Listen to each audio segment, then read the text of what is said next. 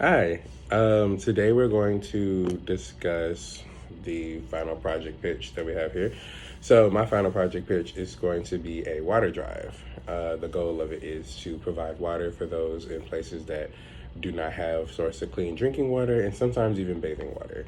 So, that could be anywhere here in Jonesboro. There's actually quite a few places, quite a few families that here that don't have that.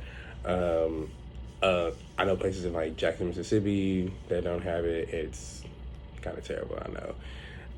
And there's multiple places, Flint still doesn't have clean water and, such things like that.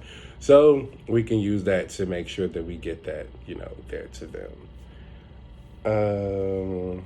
So the problems we have with these things, people don't have access to these things. So it's kind of bad, you know what I mean? So it's terrible when, you have to wash, you have to bathe, and you can't do any of these things with clean drinking water, or you can't do any things with clean water in general. So what the class can do, the class can either buy or fundraise for the water. They can, have a big water drive. So they can either donate cases of water, they can write letters to businesses that will help donate to these things. They can ask family members, other people, ask department heads of the university. Maybe they can draw up a proposal and they can do it that way. It's multiple ways to go around that. Through that we can have this big thing to get it there. Donation letters can also be written in hopes that businesses and other companies will participate for the good cause. The goal is to provide people with water so that those people and places that need water will have it. So it's more so than just it's more so than just doing it. It's like seeing the bigger picture of it, making sure people are safe and that they have, the necessary things they need to survive. You can survive a long time without food. You can't go too long without water. And it'd be to provide service, to all people and all mankind, of that nature too. Now, what we will need to do for these plans, here's how we're going to do this. First of all, we got to do our research. We have to research everything and make sure that, the places we're giving them to are legit. Make sure these crises are real.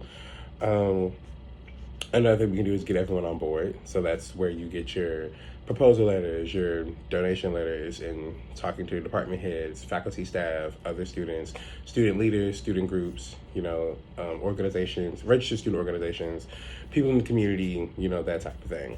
Securing places to actually hold it and things like that. Providing a good drop-off system because we still are in the land of COVID. So that'd be a great place to start with that. Now we have to have ways to deliver and travel it there. So probably we can get some trucks, U-Hauls, if you will, or maybe sometimes businesses will help you with that. They'll assist you with transportation. So if they're going to assist with transportation, that'd be a wonderful thing to do as well. Now, how I feel like I can help to contribute to this, I have really good networking skills. I have really good people skills. I know how to talk to people. I know how to call, and I ask a lot of questions. So typically I can get answers when needed.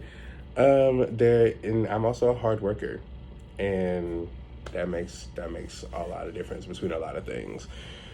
Now some obstacles that we could face with these types of deals, it could be people that don't want to do it. There could be lack of work ethic, lack of drive.